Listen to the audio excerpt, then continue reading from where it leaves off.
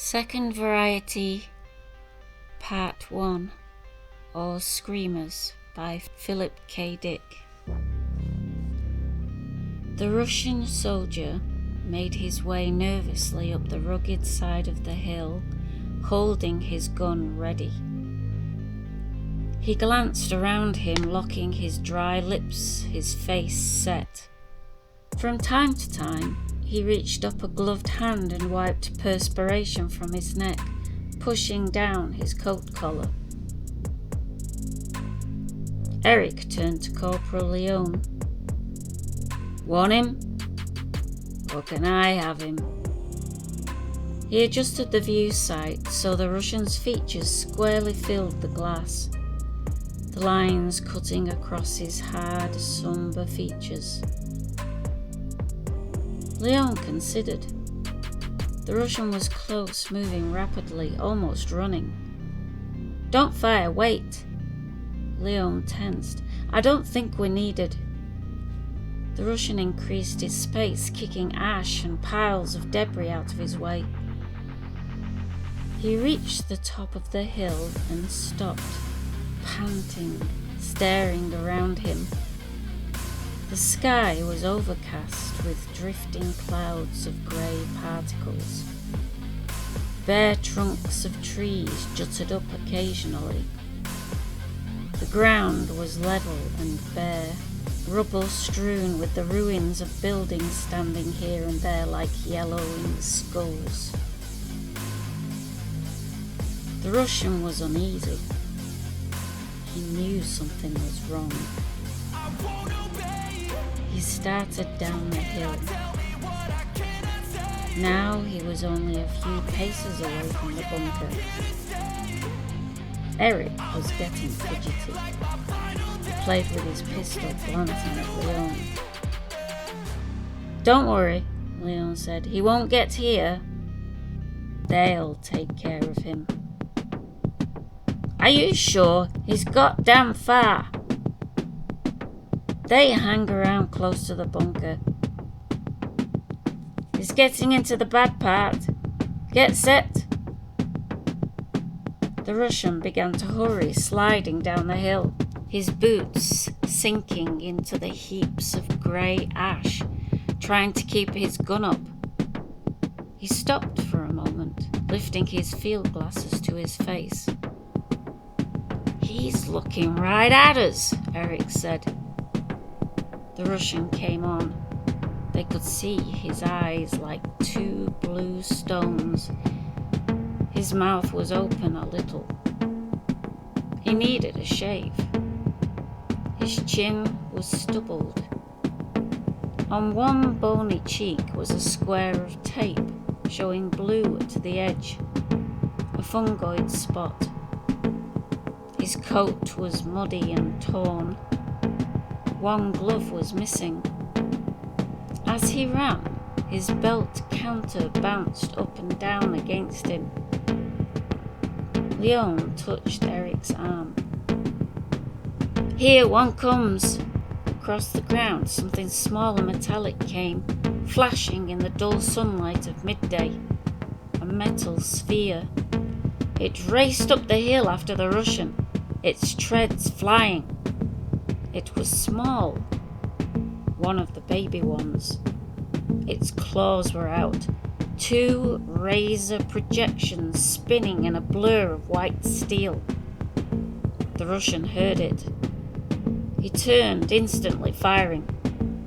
The sphere dissolved into particles, but already a second had emerged and was following the first. The Russian fired again. A third sphere leapt up the Russian's leg, clicking and whirring. It jumped to the soldier. The spinning blades disappeared into the Russian's throat.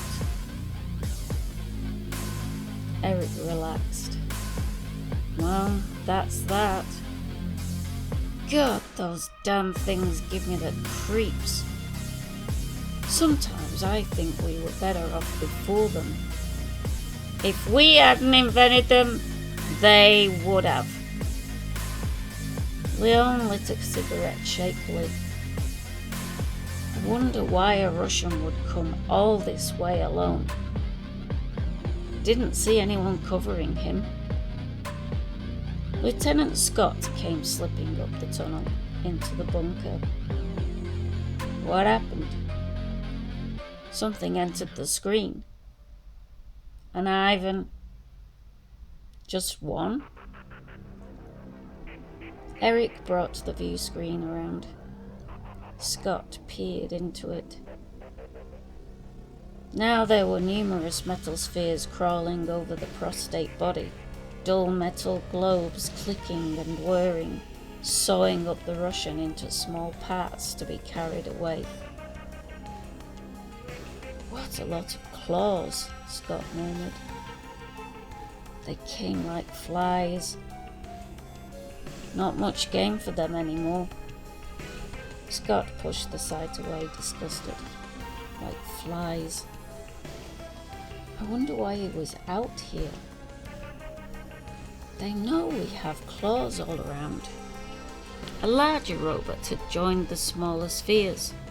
A long, blunt tube with projecting eyepieces. It was directing operations. There was not much left of the soldier. What remained was brought down the hillside by the host of claws. "Sir," Leone said, "if it's all right, I'd like to go out there and take a look at him." "Why?" "Maybe he came with something." Scott considered. He shrugged. "All right, but be careful." "I have my tab." Leone patted the metal band at his wrist. "I'll be out of bounds." He picked up his rifle and stepped carefully up to the mouth of the bunker, making his way between blocks of concrete and steel prongs, twisted and bent. The air was cold at the top. He crossed over the ground toward the remains of the soldier, striding across the soft ash. A wind blew around him, swirling grey particles up in his face. He squinted and pushed on. The claws retreated as he came close, some of them stiffening into immobility. He touched his tab. The Ivan would have given something for that. Short, hard radiation emitted from the tab, neutralizing the claws. Put them out of commission. Even the big robot with its two waving eye stalks retreated respectfully as he approached. He bent down over the remains of the soldier. The gloved hand was closed tightly. There was something in it. Leone pried the fingers apart. A sealed container, aluminium, still shiny. He put it in his pocket and made his way back to the bunker. Behind him, the claws came back to life, moving into operation again. The procession resumed, metal spheres moving through the grey ash with their loads. He could hear their treads scrabbling against the ground. He shuddered. Scott watched intently as he brought the shiny tube out of his pocket. He had that. In his hand, Leone unscrewed the top. "Maybe you should look at it, sir." Scott took it. He emptied the contents out in the palm of his hand, the small piece of silk paper carefully folded. He sat down by the light and unfolded it. "What's it say?" Eric said. Several officers came up the tunnel. Major Hendricks appeared. "Major," Scott said, "look at this." Hendricks read the slip. "This just come?" "A single runner, just now." "Where is he?" Hendricks asked sharply. "The claws got him." Major Hendricks grunted. "Here." He passed it to his companions. I think this is what we've been waiting for. They certainly took their time about it.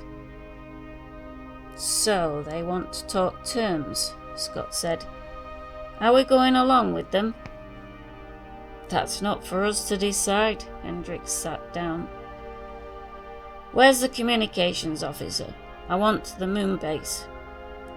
Leone pondered as the communications officer raised the outside antenna cautiously, scanning the sky above the bunker for any sign of a watching Russian ship. Sir, Scott said to Hendricks, it's sure strange they suddenly came around. We've been using the claws for almost a year. Now all of a sudden they start to fold. Maybe claws have been getting down in their bunkers. One of the big ones, the kind with stalks, got into an Ivan bunker last week, Eric said. It got a whole platoon of them before they got their lids shut. How do you know? A buddy told me. The thing came back with remains. Moonbase, sir, the communications officer said. On the screen, the face of the lunar monitor appeared. His crisp uniform contrasted to the uniforms in the bunker, and he was clean-shaven. Moonbase, this is Forward Command L. Whistle on Terra. Let me have General Thompson. The monitor faded. Presently, General Thompson's heavy features came into focus. What is it, Major? Our claws got a single Russian runner with a message. We don't know whether to act on it. There have been tricks like this in the past. What's the message? The Russians want us to send a single officer on policy level over to their lines for a conference.